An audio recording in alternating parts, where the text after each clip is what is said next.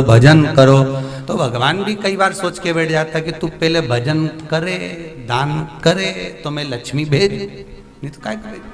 कभी कभी अपन भी तो सोचते हैं कि मेरा ये काम होगा तो मैं कुबेरेश्वर महादेव जाऊंगी, भले शंकर जी नहीं बैठे पर उस भूमि पर जाऊंगी।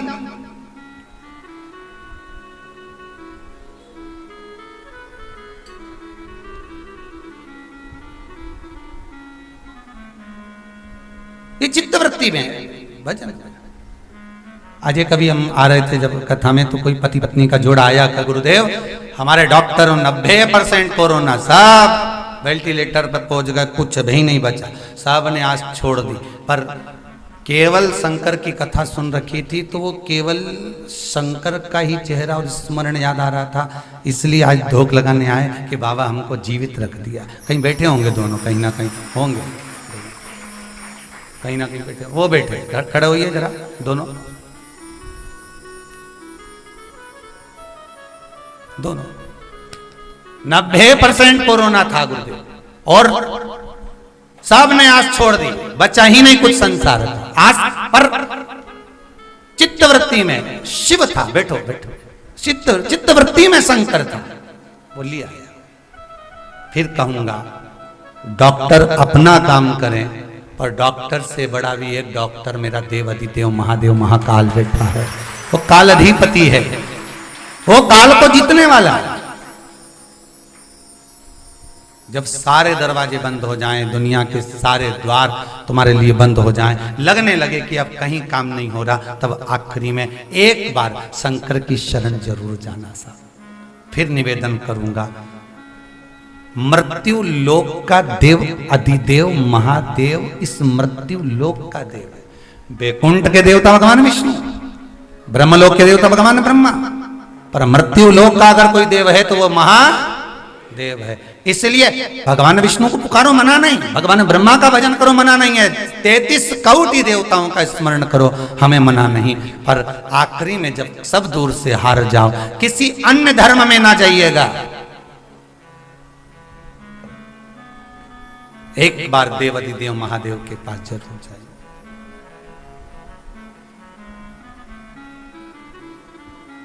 और उससे जाकर निवेदन जरूर कर कि भोला सब दुख काटो मारा, ओ भोला सब दुख। एक बार उसके पास जाकर निवेदन जरूर करना, उसके पास जाकर प्रार्थना जरूर करना कि मेरे जीवन का सारा दुख काट दीजिए, बस इतनी कृपा कर दो। और जाना पड़ेगा, बाल कटाना है तो नाई की दुकान पर, दुख काटना है तो परमात्मा की दुकान पर, भगवान के द्वार पर जाना पड़ेगा। बाल काटना है तो नाई की दुकान पर जाइए, और दुख को काटना है तो परमात्मा के द्वार जाइए। दुख कट,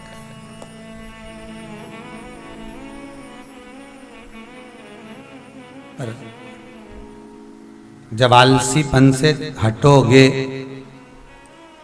तब ही तो परमात्मा के पास पहुंचोगे।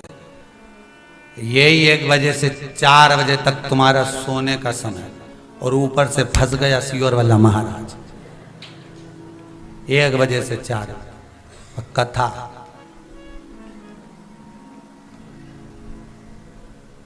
अब सुनते सुनते हाथ में रिमोट,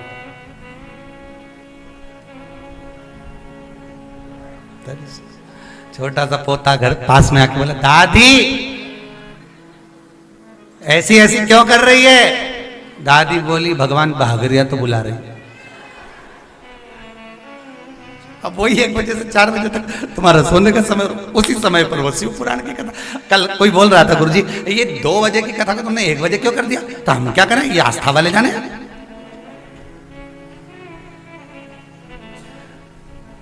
देखिए 2 बजे की कथा को तुमने 1 बजे, तो इसमें हमारी क्या गलती है? गलती इनकी कि 1 बजे क्यों करा? तो 1 बजे इसलिए करा क्योंकि भगवान भी कह रहा है तुम 1 नंबर पे आ गए हो रे कथा सुन सुन के, इसलिए भगवान उसको 1 बजे लिया।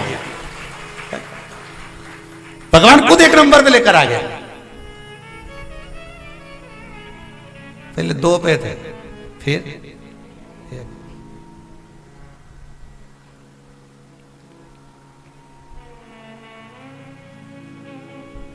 अब इधर 12,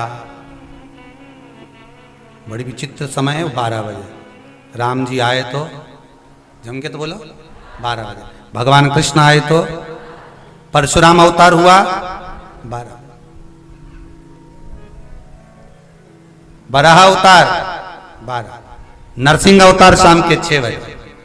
जितने ज्यादा से ज्यादा भगवान के अवतार हुए सब 12 बजे।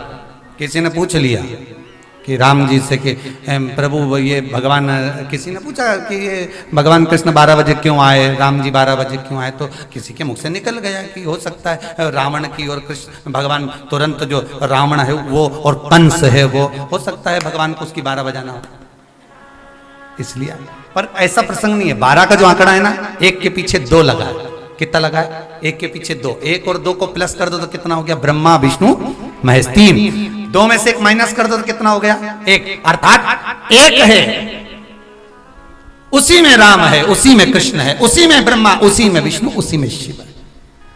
जब भगवान शंकर का अभिषेक करते हैं तो 3 चरण की टेकी पर एक एक बूंद पानी टपकता रहता है। वो 3 चरण ब्रह्मा विष्णु महेश, एक एक बूंद पानी जो गिर रहा है वो दिखा रहा है कि हम तीनों एक हैं, हमें भेद नहीं है। भेद संसार की दृष्टि में जो हमने भेद कर लिया, संसार के लोग भेद करते हैं, ये राम वाला, ये कृष्ण वाला, ये शिव वाला, ये भवानी वाला, ये दत्त वाला, ये वो वाला। नहीं नहीं, अपने भेद नहीं करना, अपने तो एक। कोई तुमसे पूछे तुम कौन सा वाला, तो कहते हम तो महादेव वाला।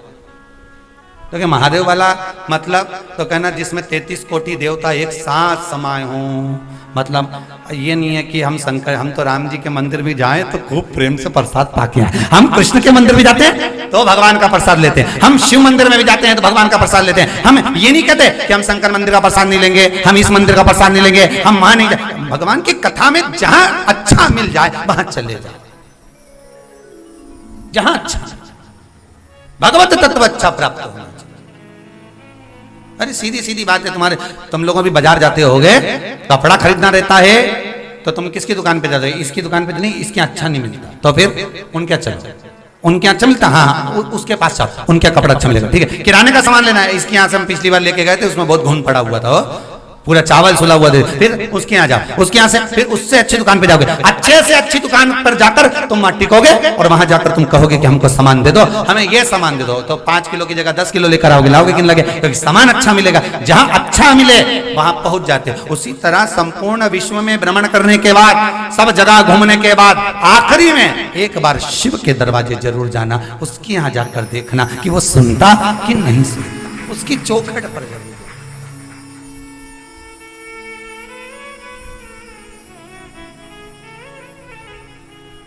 वो सुने ना सुने, वो उसके पास से तुम जाकर बोलो तो दरबार में भोले बाबा के दुख दर्द मिटाए,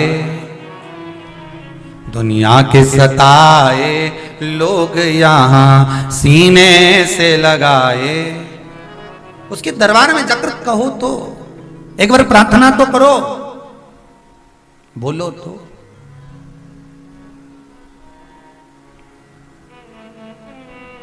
खांसी बोलते जाओ जरा, दासी आलस, बस वो आलस को थोड़ा जड़ाना पड़ेगा तब वहां पहुंचोगे। और गंगा मैया ने कितनी प्रार्थना करी, जिस समय शंकर भगवान ने विष को पिया, कंठ जल गया, कंठ के जलन से कंठ के भीतर से विष का तपन बाहर निकल रहा था। और गंगा कहाँ है शिव जी के? जम के बोलो, मस्तक। मस्तक से निकलकर कहां जा रही है? बहती बहती बहती बहती शिव के चरणारविंद से। कहां से गई? अब तुम डब्बा भर के पानी डालोगे तो डायरेक्ट पैर पे गिरता है क्या? अरे बोलो तो जम के, नहीं। कहां जाएगा? जैसे हमारे केश रहते हैं, बाल रहते हैं, हमारी जो जटाएं रहती हैं, वो धीरे धीरे धीरे धीरे धीरे धीरे, उसी तरह गंगा जी कहां से चली? सिर पे से चलकर भगवान के कंठ से होती हुई नीचे की ओर जब जाने लगी, भगवान